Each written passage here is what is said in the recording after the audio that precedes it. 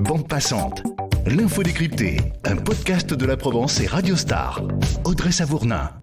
Le feuilleton dure depuis 4 ans et l'épilogue ne semble pas pour tout de suite. Située sur la Corniche à Marseille, au cœur d'un agréable jardin municipal face à la mer, la Villa Valmer devait devenir un hôtel de luxe à l'horizon 2022. C'est le promoteur Pierre Mosiconacci qui devait se charger de sa mue dans le cadre d'un bail emphytéotique de 60 ans signé dans les tout derniers jours de l'ère Gaudin. Mais ça, c'était avant que le printemps marseillais, opposé à ce projet, ne remporte la mairie.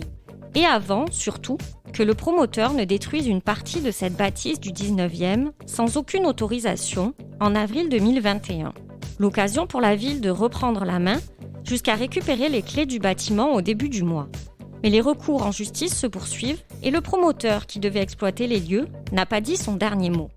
Le site restera-t-il finalement ouvert au public, comme le souhaite la nouvelle majorité, ou finira-t-il par être transformé en 5 étoiles, comme acté par la précédente? Le bras de fer autour de la Villa Valmer, c'est le thème de ce nouvel épisode de Bande passante.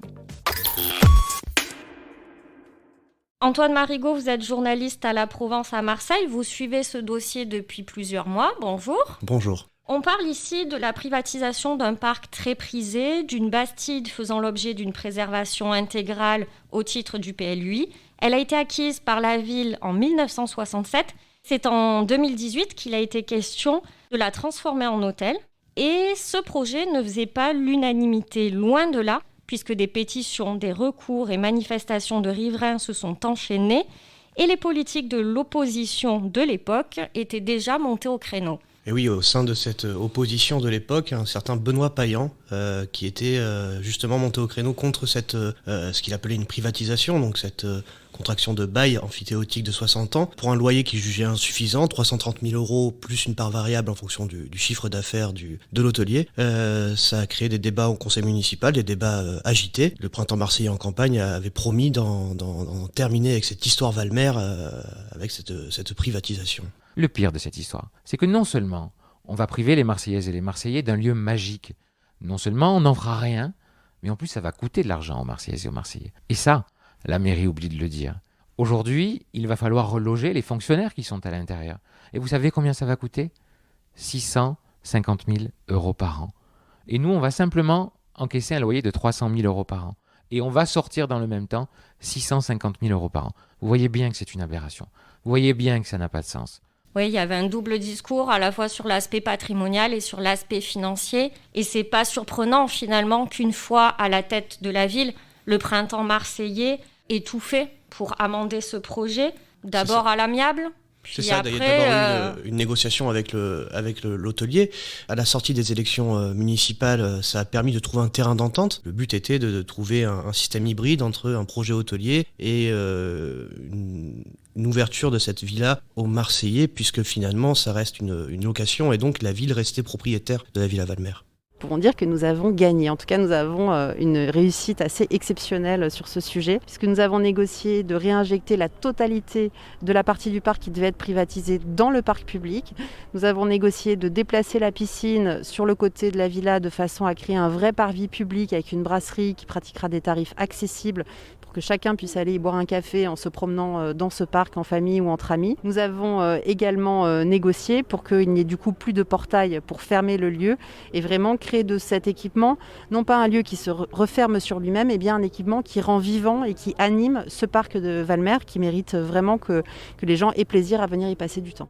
Mathilde Chaboche, l'adjointe à l'urbanisme, prononce ces mots en mars 2021, mais un mois plus tard, une partie de la Villa Valmer est détruite sans autorisation par l'hôtelier. C'est le point de non-retour. Mathilde Chaboche et Benoît Payan se sont rendus sur place le jour de la destruction, mais aussi 2 mois plus tard pour annoncer justement l'interruption des travaux. Benoît Payan a annoncé que les travaux ne reprendraient pas, qu'un arrêté interruptif de travaux avait été prononcé. On rentrait dans une procédure contradictoire entre la ville et l'hôtelier, et on est rentré dans un bras de fer avec un hôtelier qui voulait récupérer son permis de construire, et une ville qui, coûte que coûte, voulait en terminer avec ce que Benoît Payan appelait quelques mois plus tôt privatisation, la grande braderie du patrimoine. C'est ce qu'il disait dans l'opposition.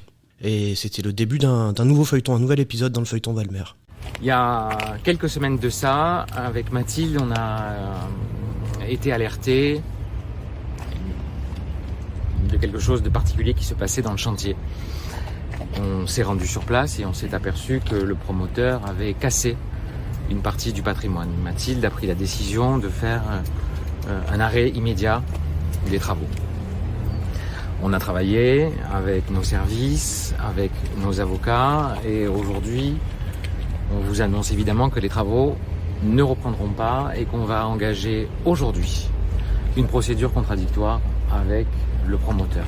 Aujourd'hui, il n'est absolument plus question à Marseille de mettre en danger le patrimoine des Marseillais, de saccager le patrimoine des Marseillais. Tout le monde est bienvenu à Marseille, tout le monde peut travailler à Marseille à condition que le patrimoine des Marseillais soit respecté. Cet arrêté interruptif des travaux a donné lieu aussi à une mise en demeure de réparation des infractions, une réparation qui n'a pas été possible, puisque le promoteur n'a pas obtenu le permis modificatif. Voilà. Ce qu'il dit, c'est qu'il ne pouvait pas réparer le préjudice dans la mesure où il n'avait pas de permis de construire rectificatif validé pour pouvoir le faire. Et on se retrouve avec la résiliation du bail. Alors la résiliation du bail qui est intervenue en plusieurs temps. D'abord, Mathilde Chaboche qui fait une annonce, il me semble que c'était au mois d'avril dernier, pour dire que la ville allait résilier lors du conseil municipal suivant le bail amphithéotique de 60 ans qui la lie avec l'hôtelier, la société Valmer, pour faute, et justement à cause de cette destruction non autorisée d'une partie de la bâtisse. Concrètement, il a commis des fautes d'une gravité telle qu'il ne tient pas ses engagements en tant que locataire dans le bail amphithéotique et que donc la ville se doit de rompre ce bail amphithéotique. C'est une décision du conseil municipal, transcrite ensuite dans des actes juridiques qui mettent fin au bail amphithéotique. Ça a été concrétisé 2 mois plus tard, donc en juin, au conseil municipal, avec une délibération qui a été validée par l'Assemblée municipale et la majorité de gauche pour résilier le bail qui lie la municipalité à l'hôtelier. Ça a été acté, mais c'est encore soumis à des recours en justice. Ce qui s'est passé, c'est que l'hôtelier, dans la foulée de la délibération annulant le bail amphithéotique, a déposé une requête en référé devant le tribunal administratif pour suspendre cette délibération. Il a finalement été débouté par la justice, que la justice a jugé que ce n'était pas urgent. Et donc il se pourvoit devant le Conseil d'État et il attend une décision. Lui, il dit que ça peut intervenir en octobre comme en novembre, une décision qui lui permettrait finalement de reprendre une discussion contractuelle avec la ville. Lui, il n'abandonne pas son projet d'hôtel de luxe. Oui, lui, il veut que la délibération rompant le bail soit annulée par la justice. Exactement, c'est ce qu'il demande. Et il n'est plus en discussion avec la ville. Alors ça fait, lui, il dit que ça fait 14 mois, me semble-t-il, qu'il n'a plus aucune discussion, ni avec le cabinet du maire, ni avec la ville, ni avec Mme Chaboche. Il demande à reprendre des discussions et à ne plus parler par médias interposés. La ville, semble-t-il, n'est pas du tout dans la même démarche, puisqu'elle poursuit ses procédures, elle aussi. Mathilde Chaboche ne manque pas de rappeler d'ailleurs que la justice a toujours donné raison à la ville jusqu'à présent, à voir ce qu'il en sera pour l'affaire au fond. Ce qui est surprenant, c'est que ça n'a pas été tranché. La ville a malgré tout récupéré les clés de la Villa Valmer. C'est ça, la ville a récupéré les clés de la Villa Valmer dans la foulée de la décision du tribunal administratif qui refuse d'annuler donc cette délibération.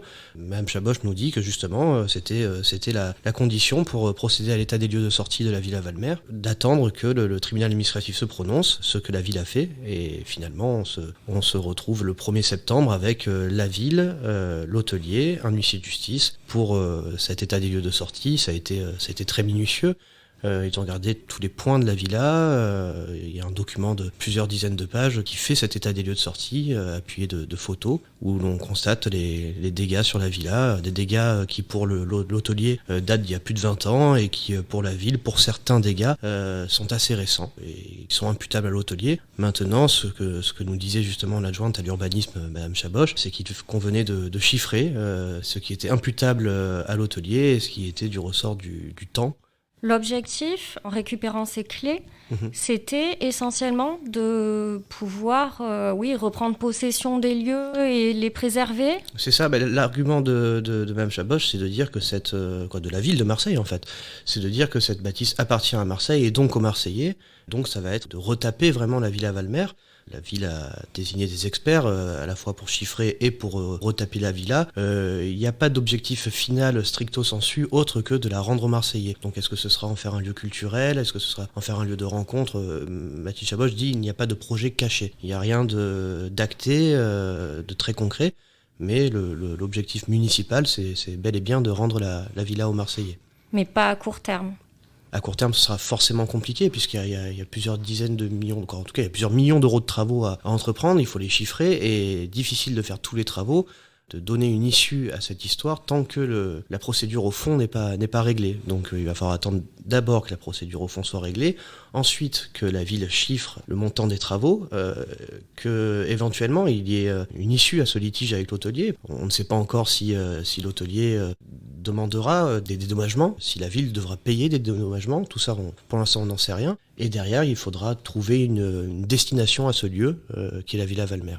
L'urgence, c'était de le mettre hors d'eau et hors d'air. Hors d'eau, hors d'air, c'est-à-dire abriter la Villa Valmer qui était ouverte aux 4 vents. Et ça nécessitait déjà plusieurs millions d'euros de travaux. Et c'est en passe d'être réalisé, me disait la semaine dernière encore Mathilde Chaboch. Ces travaux ont été entrepris justement pour préserver l'intégralité du patrimoine de Valmer. C'est la fin de cet épisode, merci de l'avoir écouté. Merci à Antoine Marigot pour son éclairage. Et à très vite pour un nouveau Bande Passante sur laprovence.com ou sur les différentes plateformes Deezer, Spotify ou encore Apple Podcast.